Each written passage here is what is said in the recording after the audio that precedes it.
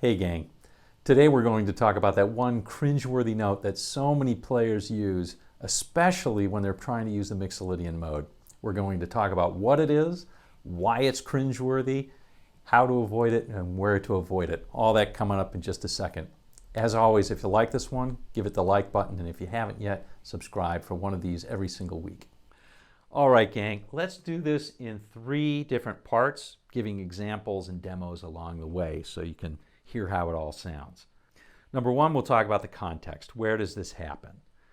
Number 2, we'll talk about the note in question. And number 3, we will talk about the strategies on how to deal with it. Either avoid it completely or, better yet, how to incorporate it musically in our playing.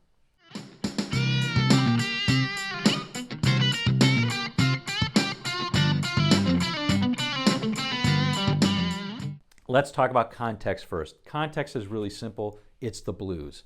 Now, everybody knows the blues is a 1-4-5, but there are 2 different general flavors of the blues. One is where the 1 chord is a minor, and one is where the 1 chord is generally a dominant 7 or a dominant chord. It could be a major, but it's usually a dominant chord. So the example that we're going to do is in G, so the 1 chord would be a G7. The 4 chord would be a C7. And the 5 chord would be a D7.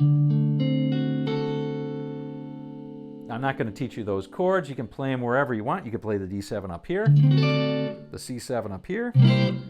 And we could also say instead of the C7, for example, we could play a C9. It still applies.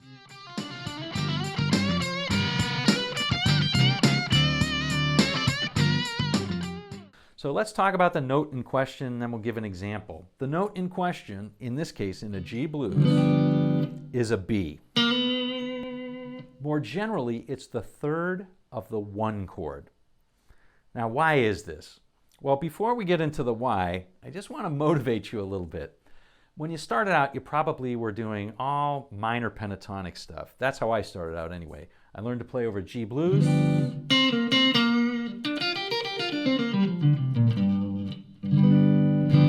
Learn that minor pentatonic over G. And in fact, I learned that I could use that scale over all of those chords and it would be okay. And in fact, it is. However, when I started to progress a little bit, somebody told me about chord tones and modes. We're going to stick to the chord tones on this one to understand this. Chord tones are simply notes that are from a chord that you're playing over with. And I learned that if I play chord tones, I can sound more musical and I can fit with the actual song better. So we're going to understand this from chord tones perspective. So it's the B. It's the 3rd of the 1 chord. Well, what could be wrong with that? Over the 1 chord, there's nothing wrong with it. If we're playing over the G, the 1 chord's a G7, and that G7 is spelled G, B, D, and F. The 1 is a G, the 3 is a B, the 5 is a D, and the 7th, or flatted 7th in this case, is an F. That's the sound of a dominant 7 chord. So every one of those notes is going to sound great. The 3rd will be even sometimes especially good.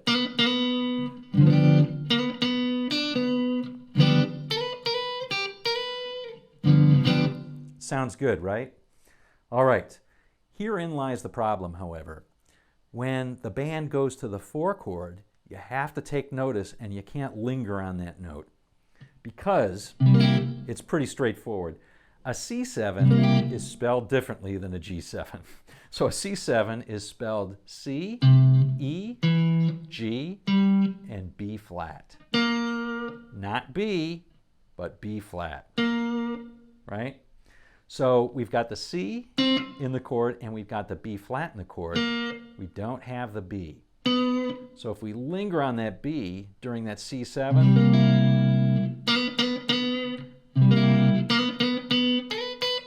it's going to sound pretty bad. All right, time for a couple of examples. In the first one, I'm going to just let it clash. I'm not going to worry about that B. I'm going to play it over that 4 chord, and you're going to hear it. It's going to be clashy, and I think you'll believe me.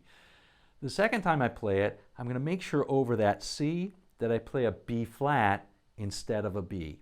And you'll hear the difference, I think, immediately. You'll say, oh yeah, that's not as clashy. All right? Or as cringy. All right. So let's take a look at those examples.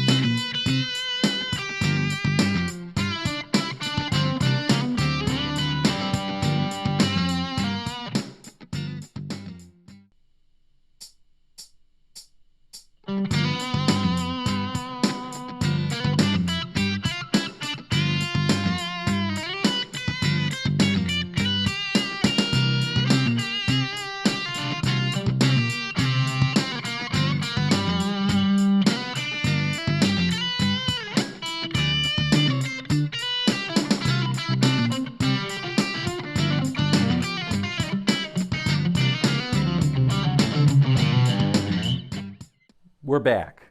So how did I avoid that note? Well, part of it was just being aware of it, right? If I'm aware that that B is a good note over G, I can play things like over G. And then when I go to that C, I can emphasize that it's B flat, and it actually makes it more musical.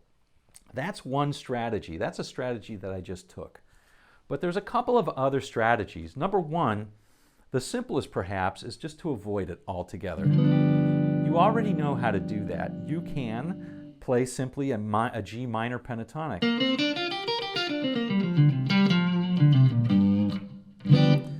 Now that can get a little bit boring. So if you want to spice that up a little bit, you can play over the G, you can play a G major pentatonic, but over the C and D, you play the minor pentatonic. So that's one way to spice it up a little bit. The third way is to do what I was doing, which is just to really emphasize that note. And the last way, which I think is actually pretty cool, is to use that note, but just don't land on it. As long as you don't land on it, on the C, you're going to be fine. I really mean that. So let me show you an example of where I'm using it, kind of all three of them, but I actually do use the note. I just don't land on it on the C. So let's take a look.